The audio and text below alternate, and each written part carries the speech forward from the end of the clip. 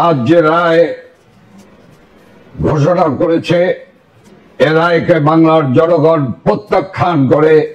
এই রায়কে বাংলার জনগণ মানে না, মানবে না। এই রায়ের প্রতিবাদে আগামীকাল সারা বাংলাদেশে সকাল সন্ধ্যা শাটডাউন পালিত হবে এবং আমরা পরিষ্কারভাবে বলতে চাই, আমাদের এই সংগ্রাম অবৈধ ইউনূস সরকার যতক্ষণ পর্যন্ত না স্টেপ ডাউন না হবে ততক্ষণ পর্যন্ত আমাদের সংগ্রাম, আমাদের লড়াই আরো তীব্র থেকে তীব্রতর হবে।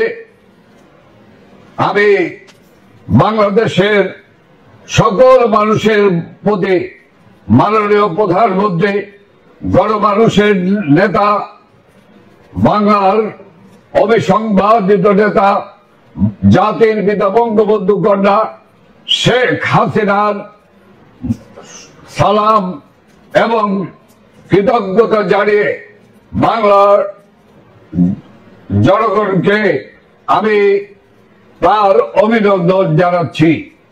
আমার সুপ্রিয় ভাই এবং বোনেরা, এই জালেম সরকারের কাছ থেকে মুক্তি পেতে হলে এই জালেম সরকারকে, এই খুনি ইউনূস সরকারকে পদত্যাগে বাধ্য করতেই হবে।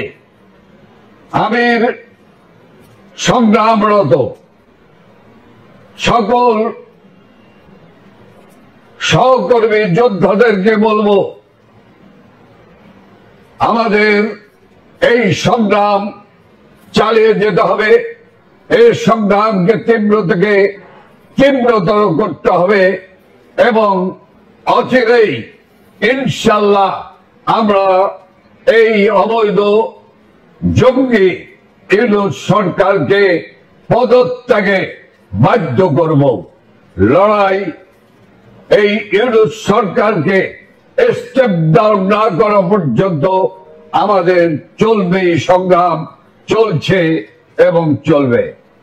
মনে রাখতে হবে, জাতির পিতা বঙ্গবন্ধু শেখ মুজিবুর রহমানকে মিথ্যা আগরতলা ষড়যন্ত্র মামলা দিয়ে পাকিস্তানি শাসক এবং শোষক গোষ্ঠী তাকে ফাঁসির কাছে ঝোলাতে চেয়েছিল, কিন্তু বাংলার জনগণের আন্দোলনের তীব্রতা দিয়ে সেই জাতির পিতা বঙ্গবন্ধু শেখ মুজিবুর রহমানকে মুক্ত করেছিল।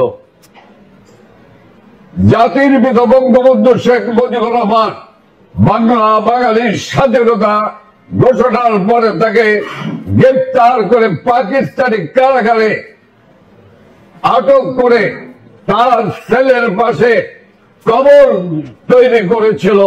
তাকে ফাঁসি দিয়ে সেই সেলের পাশে কবর দেবে।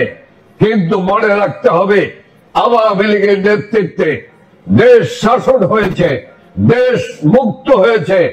সেই মুক্তিকামী মানুষ বঙ্গবন্ধু শেখ মুজিবকে পাকিস্তানি কারাগার থেকে বের করে নিয়ে এসেছে।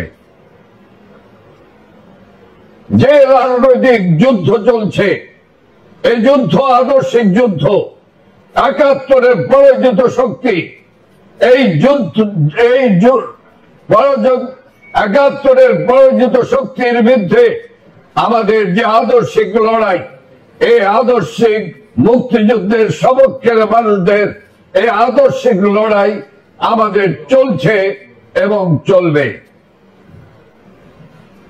যে আদালত, অবৈধ আদালত রায় দিয়েছেন, আপনারা জানেন, এই অবৈধ আদালত 14ই আগস্ট মামলা শুরু করে 17ই নভেম্বর এই মামলা শেষ করেছে।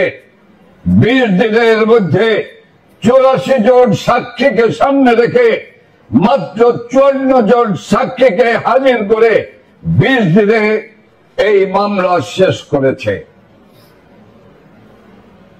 এই 2 মাসের মধ্যে মাত্র 20 দিন আদালত চলেছে, আর এর প্রধান বিচারক গত 1 মাস যাবৎ তিনি ছিলেন অনুপস্থিত।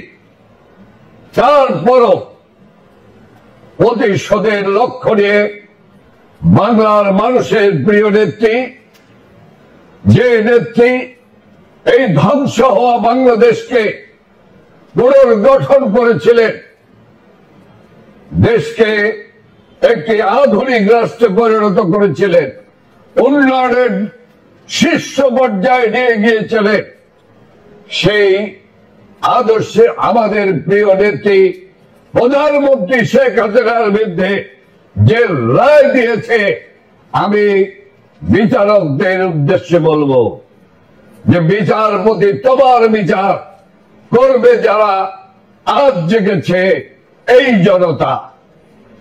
জনতার উর্মিমালায় শেখ হাসিনা বীরের বেশে